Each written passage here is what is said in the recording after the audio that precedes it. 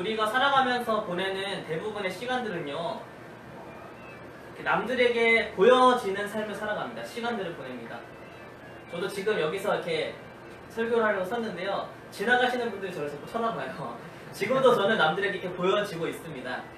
사람이라면 누구나 다 그래요. 관계 속에서 살아가고 있기 때문에 늘 내 자신을 남들에게 이렇게 보여주면서 살아갑니다. 이거 운명이라서 피할 수 없는 거죠. 때로는 내가 보여주기보다는 보여지면서 살아갈 때도 있습니다.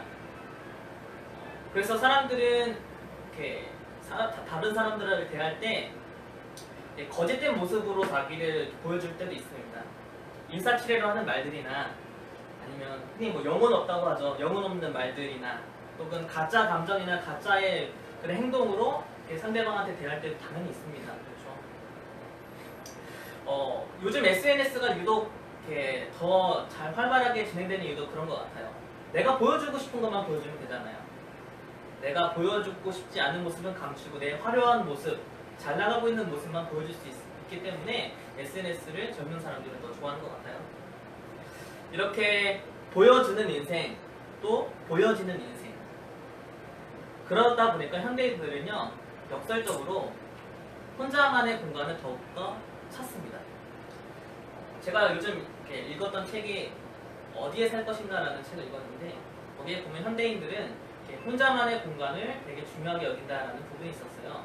거기서 나온 혼자만의 공간은 주로 차 안, 혹은 내 침실이나 화장실, 이렇게 나 혼자만, 아무도 없고 나 혼자만 있을 수 있는 공간을 현대인들은 좋아한다 라는 그런 느끼였습니다. 그렇잖아요. 혼자 있을 때 내가 뭐 굳이 꾸밀 필요도 없고 가짜 모습으로 나설 필요가 없잖아요. 거기 혼자 있을 때가 진짜 내 모습이잖아요. 뭐 차 안에서 나는 더 이상 전도사일 필요도 없고 부모일 필요도 없고 남편일 필요도 없고 아내일 필요도 없고 그냥 나 혼자로서 뭐 있는 성질 없는 성질 다 내기도 하고 욕도 하기도 하고 막 그렇잖아요. 그리고 뭐 침실에서나 뭐 화장실 어떻습니까? 저도 이렇게 일하다가 화장실에 들어가면요 꼭 핸드폰 들고 들어가요. 그래서 보고 싶은 거 보고 그래요. 나 혼자만의 공간인 거죠, 그곳은. 그러니까 차 안이나 아니면 침실 혹은 뭐 화장실 같이 나 혼자만 있는 공간을, 거기서 있는 내 모습을 다른 사람이 볼 수 없다는 게 얼마나 다행인지 모르겠습니다. 또 한 가지 공간이 있어요. 현대인들은 이 스마트폰에 있는 네모난 공간이 혼자만의 공간입니다. 여기서는 내가 보고 싶은 거 보고 알고 싶은 거 알고 내가 사고 싶은 것도 보게 되고 내 욕망도 표출하게 되는 그런 혼자만의 공간이기도 합니다. 하지만 원초적으로 갖고 있는 우리 혼자만의 공간, 바로 우리 마음이라는 공간이죠. 이 마음에서는 다른 사람을 욕하기도 하고 싫은 소리 하기도 하고 그렇지만 현실에서는 그렇게 하지 못합니다. 우리의 마음을 다 다른 사람들이 들여다보지 못한다는 게 얼마나 참 다행인지 모르겠습니다. 근데 그리스도인들에게는 또 하나의 공간이 있어요. 바로 교회 밖이라는 공간이 있습니다. 교회 안에서는 신앙에 대해서도 이야기하고 내 믿음에 대해서도 여러 가지 고민을 하지만 우리가 이제 교회 밖을 벗어나면 그런 시선에 있어서 자유로워집니다. 그렇기 때문에 교회 밖에서의 내 모습이 어쩌면 내 진짜 신앙의 모습입니다. 직장에서나 가정에서 혹은 뭐 연인들과의 관계나 부부관계에서 우리의 민낯이 여실히 드러나게 됩니다. 저도 그런 것 같아요. 여기 카페에서 일하다 보면 조선님이 정말 내가 전도사인 걸 모르는 게 참 다행이다 싶을 때도 있어요. 내가 전도사인 거 알면 조선님이 얼마나 실망하게 될까 이런 마음을 가질 때도 있죠. 그러니까 참 사실 뭐 제가 품으면 안 되는 마음 아니겠습니까? 조선님이 내가 전도사인 걸 알아야 된다. 그래야지 뭐 조선님이 신앙에 대해서 고민할 때 나에게 찾아오지 않겠나 이런 마음을 가져야 되는데 삶이 그렇지 않은 것 같아요. 때로는 나도 승질도 나고 화도 나고 이렇게 힘든 걸 건드는 손님도 있어서 정말 다행이다. 때로는 불친절하게 대할 때도 있는 거죠.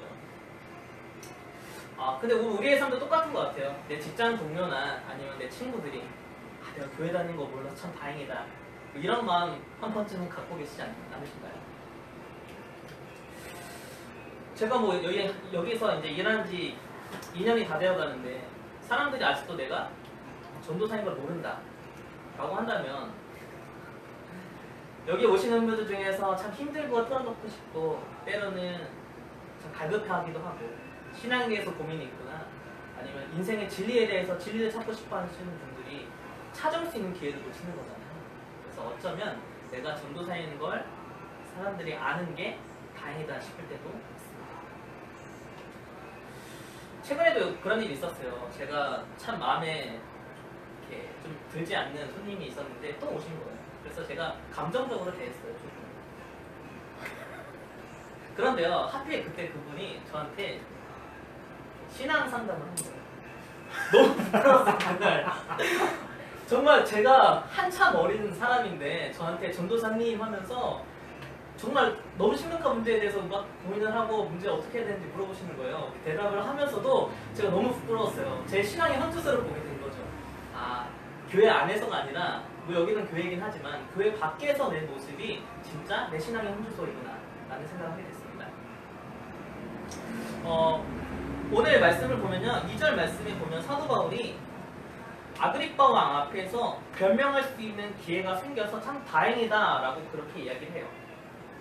근데 바울은 내가 변명할 수 있어서 다행이라고 한 이유는 내가 내 죄에 대해서 내가 무죄라는 걸 증거할 수 있어서 다행인 게 아니라 내가 또 말할 기회가 생겼고 연설할 수 있는 기회가 생겼고 그래서 난 또 예수님을 전할 수 있어서 참 다행이다 라는 그런 마음으로 이렇게 고백을 한 것입니다. 여러분 혹시 삶에서 복음을 전해본 적 있으신가요? 복음을 전하는 기회를 만드는 것 자체가 너무 어려워요. 복음을 전할 수 있는 상황 자체가 주어진다는 것도 참 어려워요. 흔하게 주어지는 상황이 아닙니다.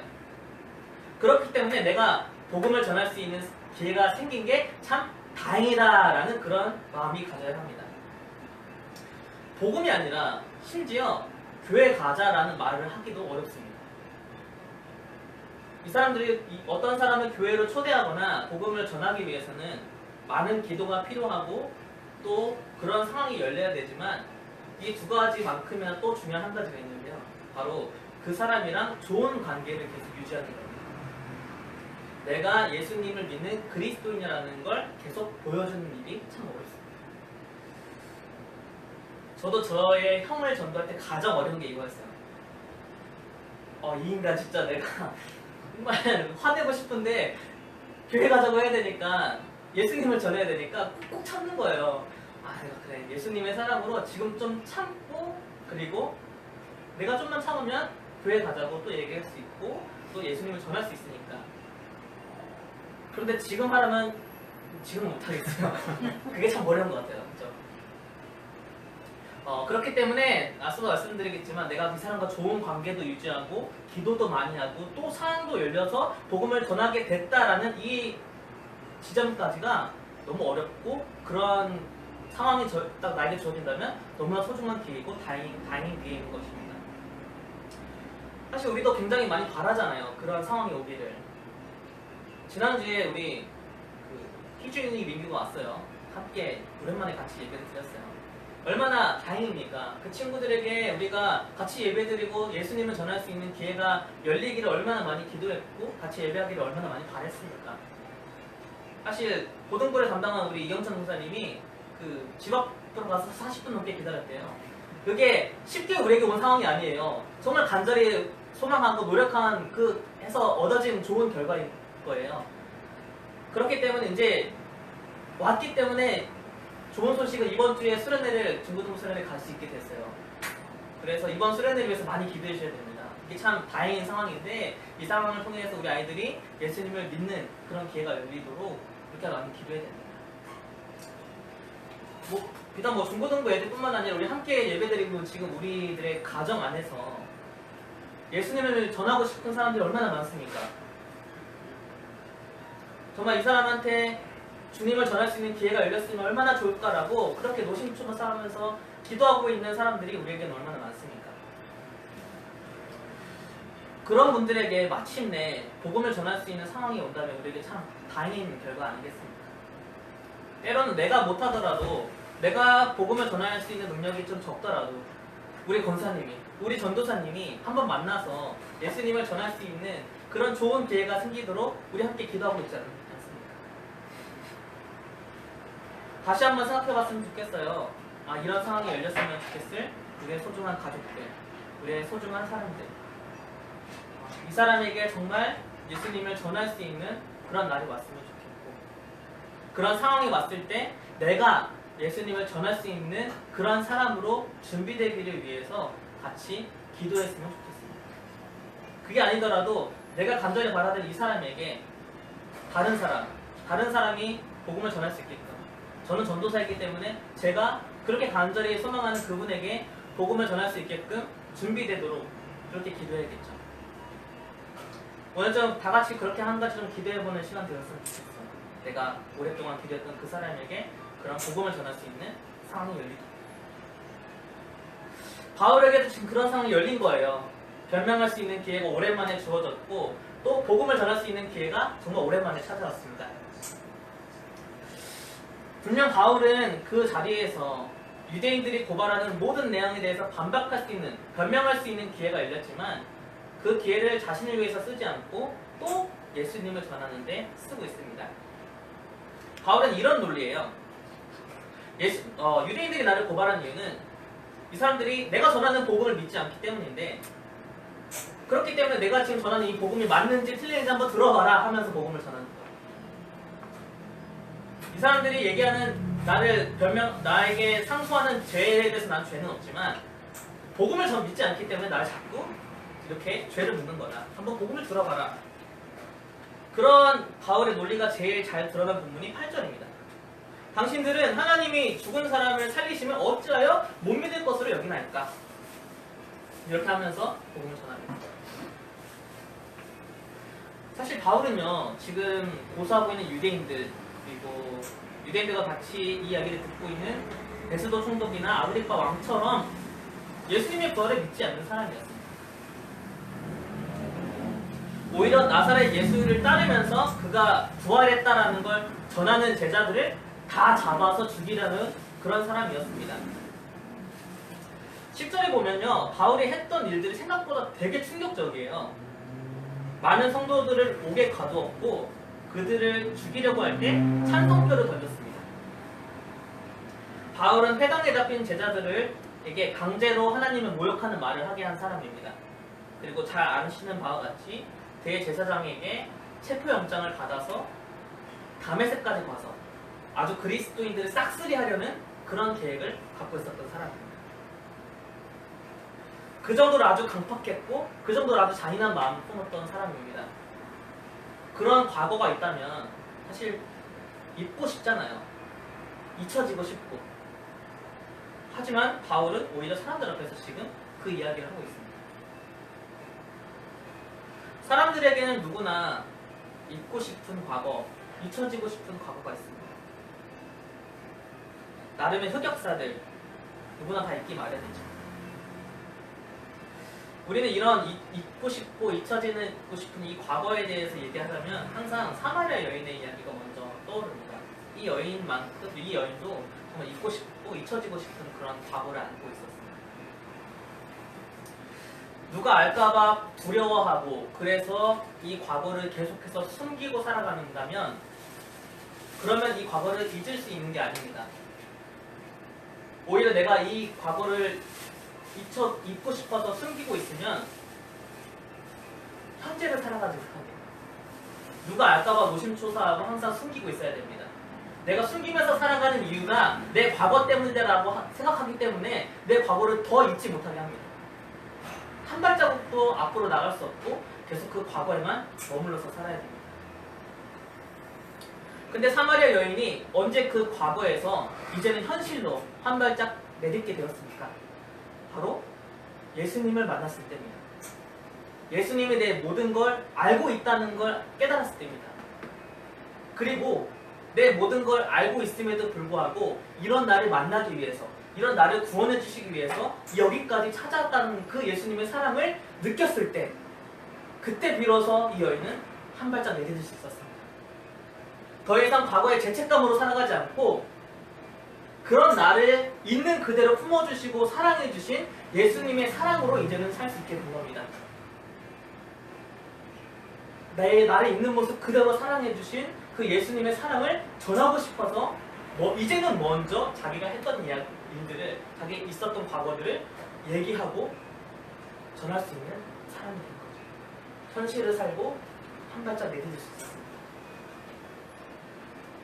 저도 이런 비슷한 이야기와 상황으로 예수님을 만났습니다. 그리고 바울도 마찬가지입니다.